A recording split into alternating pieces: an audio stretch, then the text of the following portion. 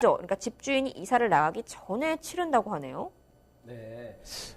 지금 보통 보면은요, 그 전세 잔금을 치르면서 주택을 명도를 받거나 아니면은 이제 잔금을 치르면서 이제 우리가 그 다 확인하고 열세를 이제 받습니다.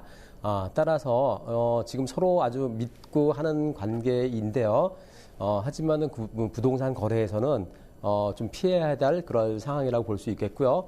따라서 4월 17일 날 이분이 이제 잔금을 치른다 그러면은 4월 17일 날 입주를 해야 되고요. 만약에 4월 17일 날 그 미리 그 주일이 돈을 달라고 하고 4월 18일 날 토요일 날 이사를 간다 그러면은 본인도 지금 차라리 4월 18일 날 돈을 주시고 입주하시는 게 맞습니다. 그러면 이렇게 지금 잔금을 치르는 것과 이사를 하는 것을 좀 이렇게 동시에 꼭 해야 되는 그런 이유가 있습니까? 지금 그 잔금 지급과 그 주택 명도라든지 그 열세를 받는 거를 동시행 관계로 해야 되는 게요. 지금 보통 보면은 한 4-5집이 보통 내가 집을 빼갖고 그 돈을 갖고 또 이제 이사를 가고요. 그러면 그 이사를 갈 때 그분한테 또 돈을 주면은 그분도 다시 또 다른 집에 가서 그 잔금을 치르고 입주하게 되고요. 만약에 분양받는 집이라든지 아니면은 뭐 새로 비어있는 집이라면 그렇지 않겠지만은 한 4-5집이 연속적으로 연결이 돼 있습니다.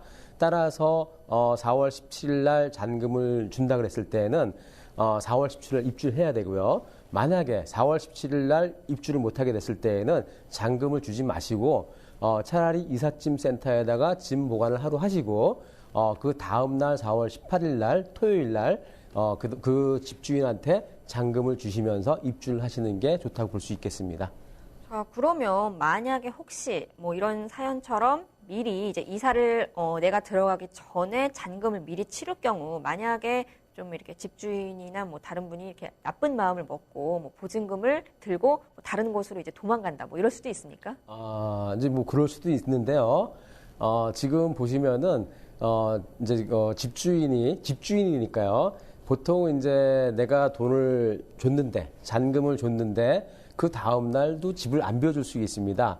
따라서 어떤 명도 문제가 또 걸릴 수 있고요. 돈은 다 갔기 때문에 그러면 어떤 다툼의 소지가 또 있고요.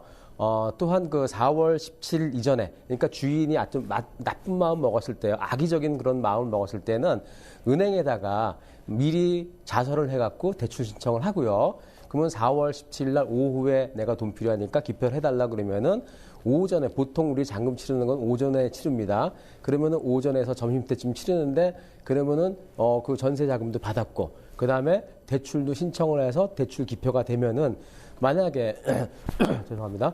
3억 5천에 대한 그 시가 가는 부동산에 보통 60%까지 대출을 받을 수 있기 때문에 그러면 한 2억 넘게 2억 1천만 원 정도 대출을 받을 수 있고요.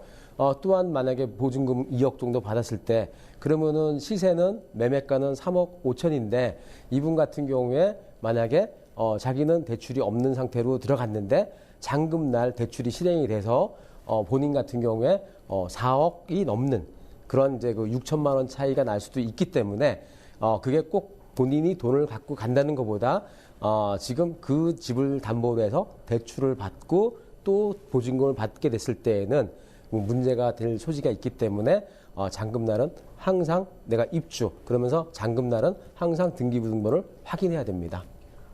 그러면 지금 이렇게 전세를 계약하는 또 임차인의 입장에서는 대항력을 갖추는 게 굉장히 중요하다고 들었는데 바로 이 대항력이라는 건 어떻게 갖출 수 있는 겁니까? 네, 주택임대차보호법에 보면은요, 임차인이 주택을 인도받거나 아니면 주민등록을 등록했을 때, 주민등록을 했을 때, 그러면은 다음 날로부터 제3자한테 효력이 있다고 이렇게 돼 있습니다.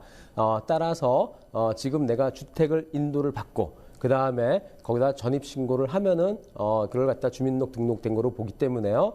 그러면은 우선 대항력은 갖춥니다. 근데 4월 17일 날 이분 같은 경우는 그 이전에 전입신고를 할 수 있지만은 지금 주택의 인도는 4월 18일 날 받기 때문에 효력이 발생되는 것은 4월 19일 날 이후로부터 효력이 발생되기 때문에 우선은 이분 같은 경우에는 그런 면에서 좀 참조를 해줘야 될 거고요. 또한 우리가 대항력을 갖추게 되면은 선순위 근저당권보다도 먼저 있다 그랬을 때는 최우선 변제를 받습니다. 따라서 보증금에 대해서는 전체적으로 다 100% 보장을 받는 거고요. 또한 확정일자를 받는다는 것은 지금 이제 후순위 근저당권보다 내가 우선할 때 그러면은 거기에 대해서 확정을 받았기 때문에 배당받을 때 우선 순서를 둘 수 있다는 겁니다. 따라서 계약을 하게 되면은 전세 계약을 하시게 될 때에는 전입신고하고 확정일자는 미리 받으셔도 상관없습니다. 대신 입주는 항상 잔금과 동시에 등기부등본 확인하셔갖고 동시이행 관계로 치르시는 게 좋습니다. 그런데 그 최우선 변제라는 게 그 소액보증금이 아니라도 최우선 변제를 받을 수 있는 겁니까? 그거는요, 선순위 근저당권보다 우선 있을 때는 제가 최우선 변제를 받을 수 있다는 거고요. 소액보증금과는 별개입니다. 네. 네, 잘 들었습니다. 이번 답변 내용 화면으로 정리하겠습니다. 네, 전세 입주 전에 전입신고를 할 수 있을까요? 라는 사연이었는데요. 보통 잔금을 지급하는 날짜와 입주를 이렇게 동시적으로